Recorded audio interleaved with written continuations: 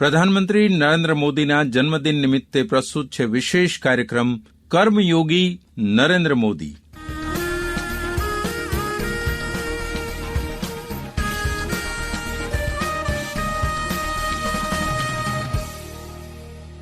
कठिन से कठिन समय हो, जब अपने कर्तव्य को समझते हुए पूरे विश्वास के साथ काम किया जाए तो परिणाम भी मिलते ही हैं. એક વ્યક્તિના દિલમાં ઉતરી જતા આ દમદાર અવાજનો જાદુ દેશના સીમાડાઓની સાથે આંતરરાષ્ટ્રીય મંચો ઉપર પણ છવાઈ ગયો છે. દરેક હૃદયમાં સોંસરવો ઉતરી જાય એવો સંવાદ સાધવાની બધાની તાકાત નથી.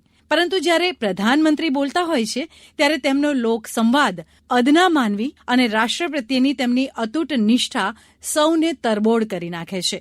જેમાં ના કોઈ ભેદભાવ છે કે ના કોઈના પ્રત્યેનો આગ્રહ. સ્વયંસ્ફૂર્તિથી સામે આવવાની છટા જ કદાચ એ કારણ છે કે જનતા એમની સાથે જોડાઈ જાય છે. લોકશાહીની તાકાતનો જ પુરાવો છે પ્રધાનમંત્રી મોદીની જીવન યાત્રા. લોકશાહીની જ કમાલ છે કે ગુજરાતના એક સામાન્ય પરિવારનો એક સપૂત આજે દેશના સર્વોચ્ચ સ્થાને છે. પ્રધાનમંત્રી મોદીનું જીવન ઉદાહરણ છે રાષ્ટ્રનિષ્ઠાનું, કઠોર પરિશ્રમનું અને વિપરીત પરિસ્થિતિમાં પણ ધીરજ ટકાવી રાખવાનું. રાજ્યના મુખ્યમંત્રી તરીકે લોકોના જીવનમાં બદલાવ લાવવાના તેમણે જે પ્રયાસો કર્યા તેના પરિણામે જ 8 વર્ષ પહેલા રચાયો હતો એક નવો ઇતિહાસ. જ્યારે તત્કાલીન ભારતીય જનતા પક્ષ અધ્યક્ષ રાજનાથસિંહે નરેન્દ્ર મોદીને જાહેર કર્યા હતા प्रधानमंत्री पदना उम्मीदवार. संसदीय दल ने यह फैसला किया है कि श्री नरेंद्र मोदी को आगामी लोकसभा चुनाव के लिए प्राइम मिनिस्ट्रियल कैंडिडेट के रूप में प्रोजेक्ट किया जाए.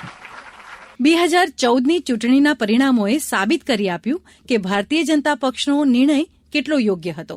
નરેન્દ્ર મોદીની આગેવાનીમાં ભારતીય જનતા પક્ષે લોકસભાની ચૂંટણીઓમાં બહુમતી મેળવી. ભારતીય લોકશાહીના ઇતિહાસમાં 30 વર્ષ પછી ફરી એકવાર આવી તક આવી હતી જ્યારે કોઈ પક્ષને સ્પષ્ટ બહુમતી મળી હતી. એનું કારણ હતું ગુજરાતના મુખ્યમંત્રી તરીકે તેમણે કરેલા કામથી બનેલી મોદીની પ્રતિષ્ઠા.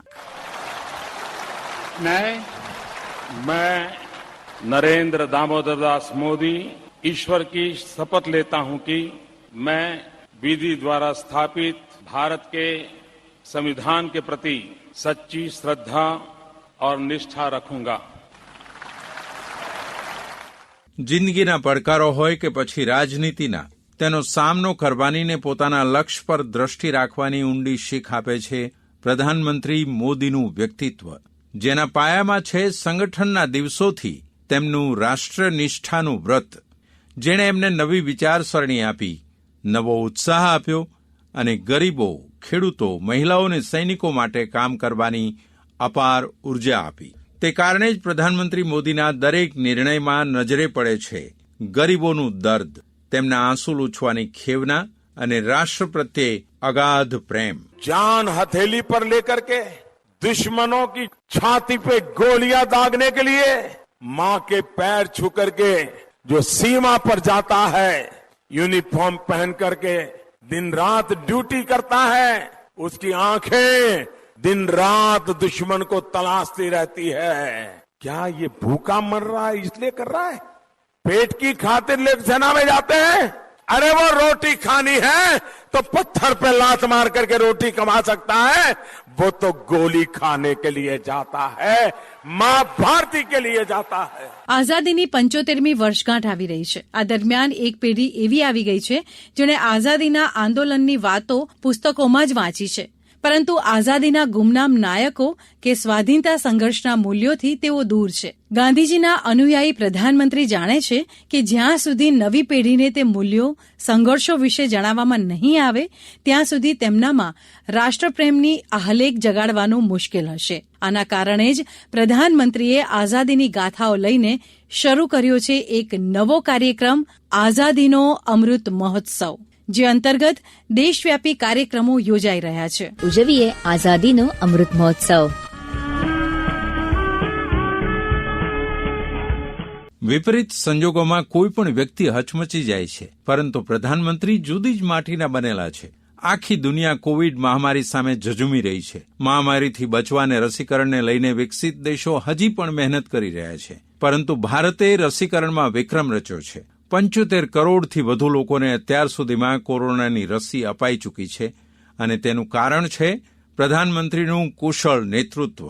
130 करोड़ से अधिक भारतीयों ने अभी तक की यात्रा आपसी सहयोग, दिन रात मेहनत करके तय की है. आगे भी हमारा रास्ता हमारे श्रम और सहयोग से ही मजबूत होगा. हम वैक्सीन प्राप्त करने की गति भी बढ़ाएंगे और वैक्सीनेशन अभियान को भी और गति देंगे. हमें याद रखना है कि भारत में वैक्सीनेशन की रफ्तार आज भी दुनिया में बहुत तेज है, अनेक विकसित देशों से भी तेज है. हमने जो टेक्नोलॉजी प्लेटफॉर्म बनाया है कोविन, उसकी भी पूरी दुनिया में चर्चा हो रही है. પ્રધાનમંત્રીના દિલમાં વસે છે ગામ, ગરીબ અને ખેડૂતોનું દર્દ. તેમનું માનવું છે કે ગરીબી હટાવ્યા વિના દેશને પ્રગતિના પંથે આગળ વધારી ન શકાય. જનધન યોજના શરૂ કરવાના મૂળમાં તેમનો આ જ વિચાર છે, જે અંતર્ગત અત્યાર સુધી 43 કરોડથી વધુ બેંક ખાતા ખોલાઈ ચૂક્યા છે અને જેમાં 230 કરોડ રૂપિયાથી વધુ રકમ જમા છે. जब एक विकासशील देश दुनिया का सबसे बड़ा फाइनेंशियल इंक्लूजन कार्यक्रम सफलतापूर्वक चलाता है, सिर्फ 5 साल में 37 करोड़ से ज्यादा गरीबों के बैंक खाते खोलता है, तो उसके साथ बनी व्यवस्थाएं पूरी दुनिया के गरीबों में एक विश्वास पैदा करती हैं. દીકરીઓ અને મહિલાઓનું શિક્ષણ અને તેમની સામાજિક ભાગીદારી વધારવા માટે પ્રધાનમંત્રીના પોતાના અનોખા વિચાર છે, જેનું પ્રતીક છે બેટી બચાવો બેટી ભણાવો અભિયાન, જેને 100 કરોડ રૂપિયાના ફંડથી શરૂ કરવામાં આવ્યું હતું. આ રીતે જ મહિલાઓને ઘરકામમાં રાહત અપાવનારી યોજના છે ઉજ્જવલા યોજના. સદીઓથી ધૂળ અને ધુમાડામાં ગુંગળાતી મહિલાઓનું જીવન સુધારવા માટે તેમણે આ યોજના અમલમાં મૂકી. અત્યાર સુધી 8 કરોડથી વધુ મહિલાઓને આ યોજના અંતર્ગત ગેસના કનેક્શન અપાઈ ચૂક્યા છે. તે મામૂલી વાત તો નથી જ. આ યોજનાને શરૂ કરતી વખતે પ્રધાનમંત્રીએ કહ્યું હતું તે આજે પણ પ્રાસંગિક છે. जब लकड़ी के चूल्हे से खाना पकाती है तो वैज्ञानिकों का कहना है एक दिवस में उसके शरीर में 400 सिगारेट का धुआं चला जाता है. 400 सिगारेट का. बच्चे घर में होते हैं और इसलिए उनको भी धुएं में ही गुजारा करना पड़ता है. खाना भी खाते हैं तो धुआं ही धुआं होता है, आंख से पानी निकलता है और वो खाना खाता है. मैंने तो ये सारी हाल बचपन में मैं जी चुका हूं. मां लकड़ी का चूल्हा जला करके खाना पकाती थी. कभी कभी तो धुआं इतना होता था कि मां खाना परोस रही हो लेकिन हम मां को देख नहीं पाते थे. ऐसे धुएं में बचपन में खाना खाते थे और इसलिए मैं उन माताओं की पीड़ा को, उन बच्चों की पीड़ा को भली भांति अनुभव करके आया हूं. પ્રધાનમંત્રીની ઈચ્છા છે કે વર્ષ 2022 સુધીમાં કોઈ પણ નાગરિક એવો ન રહે જેના માથે છત ના હોય. એટલા માટે પ્રધાનમંત્રી આવાસ યોજનામાં ઝડપ લાવવામાં આવી છે. આ યોજનાના માધ્યમથી દેશભરમાં લાખો ગરીબોને ઘર ઉપલબ્ધ કરાવાઈ ચૂક્યા છે. પ્રધાનમંત્રી મોદી દિલથી ઈચ્છે છે કે વર્ષ 2022 સુધીમાં ખેડૂતોની આવક બમણી થાય. આ લક્ષ્ય હાંસલ કરવા માટે તેઓ પોતે આ મોરચે જોડાયેલા છે. ખેડૂતોની મદદ માટે કિસાન ક્રેડિટ કાર્ડ અને કિસાન સન્માન નિધિ યોજના અંતર્ગત મોદી સરકારે ખેડૂતોના જીવનમાં બદલાવ લાવવામાં બહુ મોટી ભૂમિકા ભજવી છે.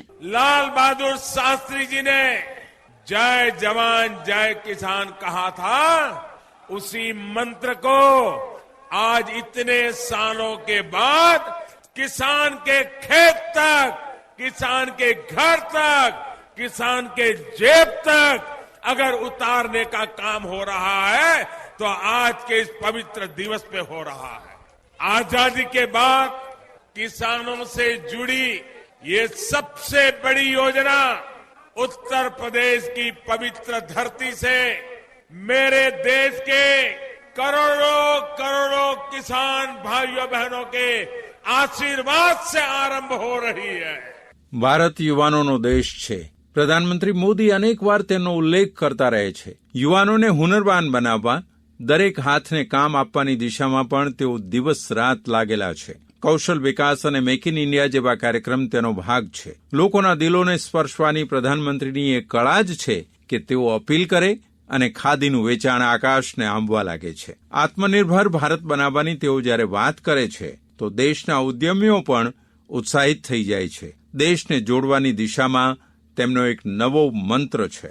हम सब जुट चुके हैं, लेकिन आज लाल किले की प्राचीर से आह्वान कर रहा हूं, सबका साथ, सबका विकास, सबका विश्वास और अब सबका प्रयास हमारे हर लक्ष्यों की प्राप्ति के लिए बहुत महत्वपूर्ण है. રમત, રમતવીર, યોગ અને ફિટ ઇન્ડિયાને એક નાગરિક સુધી જોડવાની પ્રધાનમંત્રીની ઝુંબેશ આ વર્ષે ટોક્યો ઓલિમ્પિક અને પેરા ઓલિમ્પિકમાં રંગ લાવી. ગાંધીજીની જેમ જ પ્રધાનમંત્રી મોદી માને છે કે વિકસિત દેશ માટે જરૂરી છે સફાઈ અને સ્વાસ્થ્ય. પ્રધાનમંત્રીનું દ્રઢ માનવું છે કે સ્વચ્છતા વિના વિકાસની કલ્પના નકામી છે. આ વિચારને ચરિતાર્થ કરવા તેમણે પોતે પોતાના હાથે સ્વચ્છતા અભિયાન શરૂ કર્યું. શ્રી મોદી એવા પહેલા પ્રધાનમંત્રી છે કે જેમણે સ્વચ્છતાને રાષ્ટ્રીય અભિયાન બનાવવાની સાથે લાલ કિલ્લા પરથી શૌચાલય ક્રાંતિની પણ અપીલ કરી. ગંગાજી પ્રત્યેની તેમની અતૂટ શ્રદ્ધાનું પ્રતીક છે ગંગાની સ્વચ્છતાને સમર્પિત નમામિ ગંગે યોજના. नमामि गंगे मिशन के तहत बिहार सहित पूरे देश में 180 से अधिक घाटों के निर्माण का काम चल रहा है. इसमें से 130 घाट पूरे भी हो चुके हैं. देश में गंगा किनारे कई जगहों पर आधुनिक सुविधाओं से युक्त रिवर फ्रंट पर भी काम तेजी से चल रहा है. पटना में तो रिवर फ्रंट का प्रोजेक्ट पूरा हो चुका है. मुजफ्फरपुर में भी ऐसा ही रिवर फ्रंट बनाने की परियोजना का शिलान्यास किया गया है.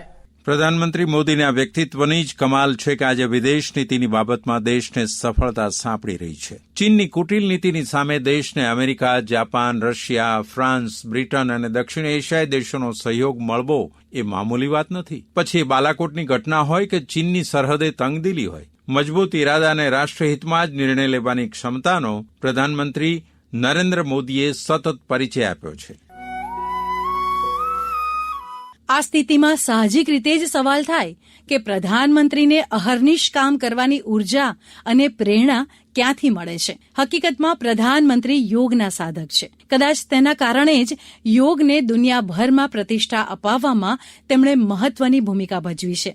સાર્વજનિક જીવનના માધ્યમથી લોકોના જીવનમાં કેવી રીતે પરિવર્તન લાવી શકાય છે તેનો અનુભવ તેમણે ગુજરાતમાંથી હાંસલ કર્યો છે. 13 વર્ષ સુધી મુખ્યમંત્રી તરીકે તેમણે જે કઠોર પરિશ્રમ કર્યો, જે દીર્ઘદ્રષ્ટિ બતાવી, તેના લીધે જ સામે આવ્યું ગુજરાત મોડેલ, જેના પર વારી ગયો છે પૂરો દેશ. પ્રધાનમંત્રી ઉંમરનો 7મો દાયકો પૂરો કરી રહ્યા છે, પરંતુ તેમના વિચારો યુવાનો જેવા છે. ટેકનોલોજી અને સોશિયલ મીડિયાનો ઉપયોગ તેઓ બખૂબી કરે છે. તેમના માટે સોશિયલ મીડિયા પોતાની વાત લોકો સુધી પહોંચાડવાનું બહેતર સાધન છે. ગાંધીજી અને અટલ બિહારી વાજપેયી પછી પ્રધાનમંત્રી મોદી પહેલા એવા મહાનુભાવ છે જેમના એક અવાજ પર ઉત્સાહથી ઉઠે છે કરોડો હાથ, જેનાથી લોકોના મનમાં જાગી ઉઠે છે દેશના સ્વર્ણિમ ભવિષ્યની आश. आसमां में सर उठाकर घने बादलों को चीरकर रोशनी का संकल्प ले, अभी तो सूरज उगा है. दृढ़ निश्चय के साथ चलकर, दृढ़ निश्चय के साथ चलकर हर मुश्किल को पार कर घोर अंधेरे को मिटाने, घोर अंधेरे को मिटाने अभी तो सूरज उगा है.